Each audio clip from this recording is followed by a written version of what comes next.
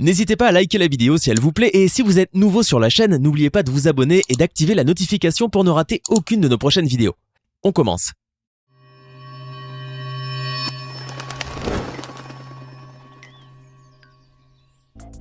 Des catacombes de Paris jusqu'à la base britannique secrète de Menwith Hill, voici 10 endroits interdits que personne ne peut visiter. Menwith Hill est une base des services de renseignement américains située dans le Yorkshire, en pleine campagne au Royaume-Uni. Cette station, dont l'activité garde une part de mystère, a pour fonction d'aider les États-Unis à planifier leurs opérations militaires. Si nous savons cela, c'est grâce au lanceur d'alerte Edward Snowden. Il a réussi à pénétrer les données confidentielles de cette base secrète et les a communiquées aux journalistes. Son but, comme il le précise, est de dire au public ce qui est fait en son nom. Edward a établi que la base Menwith Hill n'est pas un simple centre de recherche en technologie de communication, mais qu'elle a plusieurs autres vocations autrement importantes. Collecter et transmettre des données sensibles et s'en servir pour des planifications militaires. Les documents divulgués ces dernières années tendent à confirmer cette assertion. Cette base britannique a contribué à la mise en œuvre des stratégies militaires américaines au Moyen-Orient. À ce propos d'ailleurs, une enquête récente de The Guardian a émis l'hypothèse que les informations recueillies par cette station auraient peut-être été à l'origine de l'assassinat du général iranien Qassem Soleimani par les forces américaines en 2020. Les divulgations d'Edward Snowden étaient donc sérieuses. Menwith Hill localiserait les ennemis ciblés par les Américains. Edward Snowden, comme tout lanceur d'alerte, fut traqué, accusé d'espionnage et considéré comme un ennemi d'État. Il dut s'exiler à Hong Kong puis en Russie.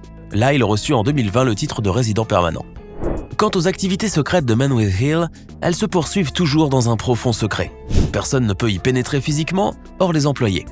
Il fallait un génie en informatique pour pénétrer virtuellement cette forteresse technologique. Le Bohemian Grove est un site de campement situé à Monterey, aux États-Unis. C'est une forêt de plus de 1000 hectares. Elle appartient à un club privé de San Francisco composé de gens puissants et influents qui s'y réunissent tous les ans. Le Bohemian Grove est entouré de mystères et de légendes, et il est inaccessible aux intrus, car la sécurité y est maximale.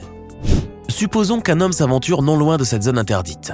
Il souhaite déjouer cette sécurité et pénétrer dans cet espace interdit où s'assemblent les hommes les plus puissants du monde pour prendre part à des événements divertissants. Tout d'abord, il devra échapper à la patrouille militaire qui veille pendant toute l'année à la lisière du Bohemian Grove pour défendre l'accès aux curieux. Ces soldats en faction peuvent s'aider de toutes sortes d'outils de surveillance sophistiqués. Détecteurs de mouvement, systèmes d'alarme sensibles aux vibrations, caméras de vision nocturne et thermique. Le visiteur est désemparé de tout ce dispositif. S'il a beaucoup de chance et qu'il a bâti un plan solide, il peut échapper à la garde ou endormir les soupçons et voir ce qu'il se pratique au sein de ce club. Cela s'est déjà produit. En effet, il y a eu par le passé quelques infiltrations réussies. En revanche, quel que soit le succès de l'aventure, l'intrus finit toujours par être démasqué et arrêté. Aujourd'hui, la sécurité s'est renforcée à tel point que toute intrusion est rendue impossible. Le Bohemian Grove continue jusqu'à ce jour d'accueillir des rassemblements et de générer une multitude de rumeurs. North Brother Island est une île située sur le détroit de l'East River à New York. Son histoire est aussi courte que fascinante. Il semble que cette île soit réfractaire à tout établissement de vie humaine. Jusqu'au 19e siècle, elle demeura inhabitée. La paix et la verdure y régnaient. Seuls des oiseaux de diverses espèces y avaient fixé leur résidence. On décida un jour d'y bâtir un hôpital pour isoler des malades contagieux. On y plaça des malheureux frappés de variole ou de fièvre typhoïde, mais l'établissement ferma 50 ans plus tard. Des vétérans de guerre peuplèrent l'île quelques années après, mais ils la quittèrent faute d'un nombre suffisant de logements. On y construisit tout de même un centre de désintoxication, mais des scandales de corruption causèrent sa fermeture. À cette série d'événements s'ajoute le naufrage d'un bateau à vapeur qui s'était échoué sur les côtes de l'île. Plus de 1000 personnes y perdirent la vie. L'île est maintenant déserte et fermée au public, la végétation y prolifère et une importante colonie d'oiseaux y vit à son aise. Bangar est un village désert situé en Inde, dans l'état du Rajasthan. Là se trouve un fort bâti au XVIe siècle et dont il ne reste plus que des ruines aujourd'hui. Cette cité abandonnée possède une histoire effrayante et d'après la croyance locale, elle est peuplée de mauvais esprits. À l'origine, la cité de Bangar était remplie d'habitants. Parmi ces villageois, il y avait un religieux solitaire qui, selon la légende, possédait des pouvoirs occultes. La construction de la citadelle commandée par le chef de village le jeta dans une colère noire car elle menaçait de faire de l'ombre à sa maison. Pour rien au monde, il ne voulait qu'un obstacle s'interpose entre le soleil et son logis. Comme ses plaintes ne furent pas écoutées, il jeta une malédiction épouvantable sur la cité, qui devint un champ de ruines et tous les habitants moururent. C'est ainsi que la population locale explique la tragique histoire du fort de Bangar. Selon elle, des milliers d'âmes en peine sont prisonnières de la cité et la nuit elles deviennent féroces et vindicatives. C'est pourquoi le gouvernement indien interdit l'accès au fort durant la nuit. En effet, du coucher jusqu'au lever du soleil, il est illégal de s'introduire dans ce site prétendument infesté d'esprits malveillants, et si une personne s'y risque, elle s'expose à des sanctions judiciaires. L'île Heard est une île australienne volcanique et inhabitée située dans le sud de l'océan Indien entre Madagascar et l'Antarctique. Dans ce bout de terre glacée continuellement plongé dans la brume, il n'y a aucun port, aucune vie humaine. Seuls de rares aventuriers y ont mis les pieds. Et il faut naviguer pendant une semaine depuis la côte ouest australienne pour l'atteindre. C'est le chemin emprunté par les glaciologues qui souhaitent étudier les particularités de l'île. Ce voyage de 4000 km est tout sauf paisible pour les chercheurs car la mer est houleuse et le brouillard fréquent. Quand ils atteignent les rivages de l'île Heard, ils sont soulagés et émerveillés car ils ont devant les yeux un paysage sublime et austère. D'immenses massifs enneigés recouvrent l'île dont le centre est occupé par un volcan toujours actif. La pointe la plus haute culmine à un peu moins de 3000 mètres d'altitude. C'est le pic Mawson, la plus grande montagne d'Australie. Un glaciologue ayant visité l'île avait déclaré « Se trouver là est à la fois un privilège et un danger ». En effet, l'île est pleine de périls. Les cyclones et les blizzards y sont fréquents et il y a de nombreuses crevasses glaciaires. Plusieurs ont failli y perdre la vie. Si par malheur les visiteurs font un faux pas, personne ne peut les secourir. Ce n'est pas un hasard si l'île Heard est perpétuellement déserte. Il y a sur le territoire français des délimitations spatiales qu'on appelle zones rouges et dont l'accès est interdit. Ce sont des lieux ravagés par les batailles les plus dévastatrices de la Grande Guerre et dans lesquels subsistent encore des traces de substances chimiques hautement toxiques. Si l'envie vous prend d'aller malgré l'interdiction dans l'un de ces sites dangereux, par exemple à l'endroit où s'est déroulée la bataille de Verdun, c'est à vos risques et périls. En effet, cette bataille a été un tel massacre d'humains, une telle débauche de projectiles et d'armes chimiques que l'air, le sol et les eaux de la place en sont également infectés. Le sol est gorgé d'arsenic, des tonnes de mercure circulent dans l'air et le plomb a imprégné chaque percale de terrain. Si les cadavres ont été évacués depuis longtemps, il n'en est pas de même des munitions. Il y aurait en effet des millions d'obus qui n'ont pas explosé et qui se dégradent lentement sous le sol. Si la marche dans cette zone dévastée vous inspire un sentiment de recueillement, ce devoir de mémoire risque de vous coûter cher, car vous respirerez des matières toxiques qui auront de graves effets sur votre santé. Le mieux est de vous tenir éloigné de ces zones et de respecter l'interdiction. Il existe en Turquie une vieille grotte qui était considérée depuis l'Antiquité comme la porte des enfers. Cet antre a servi de lieu de sacrifice dans l'ancienne ville sacrée d'Hierapolis. Et depuis longtemps, les scientifiques en sont fascinés. Ils tentèrent de percer le mystère de cette grotte où les animaux, dès qu'ils y pénétraient, suffoquaient et mouraient aussitôt, contrairement aux sacrificateurs qui survivaient. Mais pourquoi le prêtre survivait et non les bêtes ? Un tel mystère a occupé les imaginations et durant longtemps, personne n'osa rentrer dans cette grotte infernale baptisée Plutonium par référence au dieu du monde souterrain. Les scientifiques trouvèrent l'explication. Le sous-sol de la grotte contient une grande quantité de dioxyde de carbone qui s'exhale en vapeur toxique. Les bêtes plus proches du sol respiraient pleinement ces miasmes délétères. Quant aux prêtres qui demeuraient debout, ils en étaient épargnés. Aujourd'hui encore, les animaux qui s'y aventurent meurent d'asphyxie. Cela dit, même pour l'être humain, cette grotte reste un lieu dangereux et il serait judicieux de s'en tenir éloigné. Parmi les lieux dont l'accès est défendu, on ne peut éviter de mentionner les catacombes de Paris. Ce sont d'interminables galeries plongées dans le noir. Elles datent du Moyen-Âge et sont situées à quelques mètres en dessous du sol de la capitale. Les visiteurs ne peuvent en explorer qu'une toute petite partie. Mais si vous voulez vous aventurer plus loin dans ces souterrains remplis d'ossements, il vous faut une certaine préparation. Il vous faut une source d'éclairage, car une obscurité profonde y règne. De plus, vous risqueriez de vous perdre, car la galerie est un labyrinthe tortueux. Si vous êtes accompagné d'un connaisseur, vous satisferez votre curiosité et vous quitterez l'endroit sans trop de peine. Si vous êtes seul et égaré dans ce réseau de couloirs vertigineux, sans biscuits et sans eau, il ne vous reste qu'à prier pour survivre, le temps que les secours vous repèrent et vous viennent en aide. Enfin, l'aventure est périlleuse et déconseillée, surtout si vous êtes un claustrophobe doué d'un mauvais sens de l'orientation. Depuis 70 ans, le nombre d'habitants à Centralia, ville de Pennsylvanie aux États-Unis, n'a cessé de se réduire. Ils étaient plus d'1 millier en 1980 et aujourd'hui plus personne n'y habite. Si vous vous y rendez, vous verrez d'abord des panneaux qui vous mettent en garde contre des dangers multiples. Si vous ne faites pas cas de ces avertissements, vous verrez des choses saisissantes, par exemple de la fumée émanant du sol. C'est que depuis 1962, le sol de cette ville brûle continuellement. Cette année-là, des pompiers chargés de nettoyer un dépotoir avaient par mégarde allumé le feu à un gisement de charbon souterrain. Depuis, personne n'a pu éteindre ce feu de mine qui s'étend sur 160 hectares et s'élargit un peu plus chaque année. Vous êtes fasciné par ce paysage en partie calciné et vous voulez sûrement approfondir votre exploration. Mais ce serait une mauvaise idée. Le feu de mine disperse dans l'atmosphère des gaz toxiques. De plus, il fragilise le sol, de telle sorte qu'il se produit parfois des affaissements de terrain et des tremblements de terre. Il y a par exemple de nombreuses routes craquelées. Au fil des années, tous les habitants de ce patelin durent le quitter et les constructions furent détruites progressivement par le gouvernement local. Bref, la ville de Centralia n'est pas près de devenir une attraction touristique. Vous êtes en train de chercher une destination à faire pour vos prochaines vacances et vous tombez sur le magnifique site d'Uluru en Australie. Vous faites vos recherches pour en savoir plus sur cet endroit et vous apprenez malheureusement qu'il est interdit d'accès depuis octobre 2019.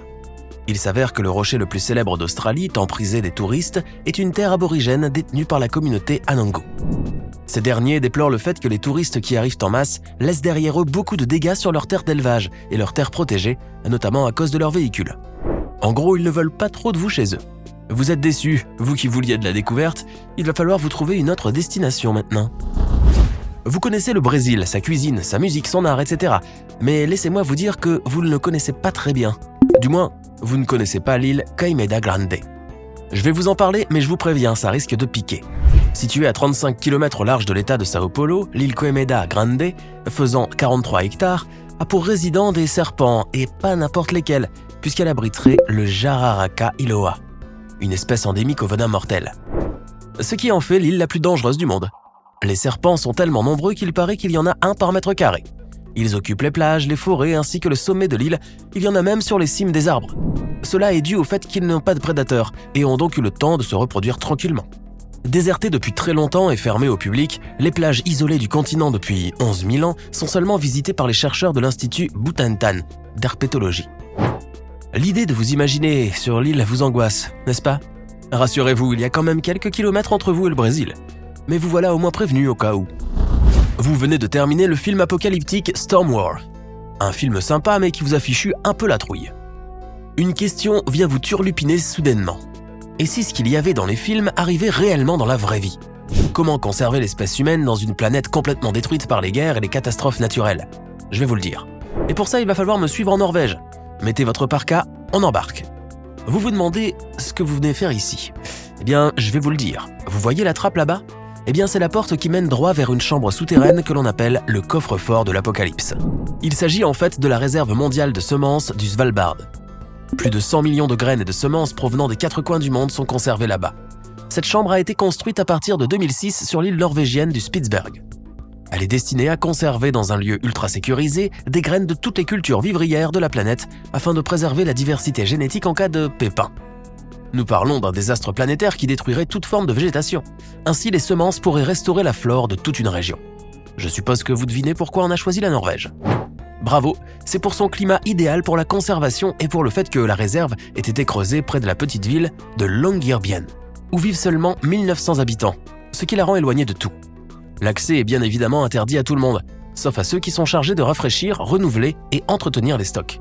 Cette réserve est le symbole d'une coopération mondiale transpolitique puisque plusieurs pays y ont contribué. Même la Corée du Nord y a mis son grain de sel. Vous vous êtes un peu gelé la cervelle pendant ce voyage, mais maintenant que vous êtes de retour bien niché dans votre lit, soyez tranquille, on a pensé à tout. Vous pouvez dormir sur vos 2 oreilles à présent. Vous êtes en expédition à Hawaï car vous avez toujours rêvé de visiter son archipel de 137 îles, dont l'île d'Hawaï, Maui, Molokai, Kauai et surtout la plus belle d'après ce que l'on vous a raconté, Niihau. Mais voilà que vous vous apprêtez à acheter un billet pour Niihau, que vous avez la mauvaise surprise de ne pas en trouver à la vente. Vous demandez alors à votre agence de voyage pourquoi ils n'offrent pas l'accès à Niihau. Ils vous apprennent que cette île est totalement interdite d'accès aux étrangers, même aux Hawaïens eux-mêmes. Vous êtes surpris d'apprendre cela, et vous leur demandez tout pantois des explications. Ils vous sortent alors tout l'historique de Niihau depuis qu'elle a été achetée en 1864 par Elizabeth Sinclair Robinson pour la modique somme de $10 000 auprès du royaume d'Hawaï. Depuis, la famille Robinson a décidé de protéger l'île pour perpétuer la culture hawaïenne. Au sein de l'île vivent librement les insulaires, sans être tenus de payer de taxes ou de droits d'occupation de terrain. Ils recevaient cependant la visite de touristes qui venaient observer la culture et la communauté de l'île.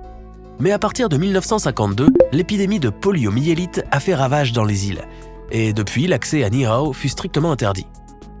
Aujourd'hui encore, même si l'épidémie est loin derrière eux, l'île est restée fermée pour les étrangers. Pour y accéder, vous aurez besoin d'une invitation spéciale de la part des gardiens actuels de l'île, la famille Robinson. Vous êtes déçus car vous aviez beaucoup de plans en tête et maintenant vous allez devoir écourter votre séjour. Mais vous n'avez rien à regretter, car ce que vous ne savez pas, c'est que Niihau a une particularité. l'île est restée vierge jusqu'à nos jours. Malgré le fait qu'elle soit assez proche de la civilisation moderne, elle ne comporte ni route, ni électricité, ni eau courante. Vous alliez donc passer un mauvais séjour, à moins que vous ayez envie de vivre à la Robinson Crusoe et vous nourrir de sardines crues. Vous n'êtes pas allé à Niihau, mais vous en avez appris des choses sur elle, c'est déjà ça. Au Mexique, le trafic de drogue et les violences qui en découlent est un fléau contre lequel l'État peine à lutter. Depuis une quinzaine d'années, la police et l'armée livrent une guerre acharnée aux organisations de narcotrafiquants. Dans cette lutte, les soldats mexicains sont en première ligne et leurs opérations visent à éradiquer les culteurs illicites et à démanteler les cartels. En 2011, dans la Basse-Californie, près de la frontière des États-Unis, les soldats mexicains firent une découverte extraordinaire. C'était en plein désert, une immense plantation de marijuana d'une superficie de 120 hectares intégralement recouverte d'un tissu noir. Ce champ était irrigué par un dispositif élaboré. Il y avait des maisons à proximité où habitaient les agriculteurs qui avaient pris la fuite à l'approche des militaires. Ce champ de marijuana était le plus grand jamais découvert dans tout le continent. Selon le général d'armée, cette plantation devait rapporter plus de 160 millions de dollars aux narcotrafiquants. Les propriétaires de ce champ faisaient vraisemblablement partie du cartel Sinaloa, le plus dangereux du Mexique. Les soldats par conséquent se félicitaient de cette victoire sur leurs pires ennemis. Mais ils ne purent cependant mettre la main sur le chef de ce cartel, Joaquin Guzman, le roi de la drogue. En effet, il leur échappa encore plusieurs années. Et de plus, ce criminel était si riche et son activité si diversifiée que l'éradication de ce champ aurait dû à peine l'émouvoir. Mais les forces armées parvinrent à le capturer après plusieurs tentatives en 2016. Cependant, leur guerre contre les narcotrafiquants se poursuit et elle durera probablement encore très longtemps. Ainsi se termine cette vidéo, où vous avez pu découvrir 10 endroits dont l'accès est soit interdit, soit très déconseillé. Si vous deviez visiter un seul de ces endroits, ce serait lequel? Et pourquoi? N'hésitez pas à répondre dans la section des commentaires.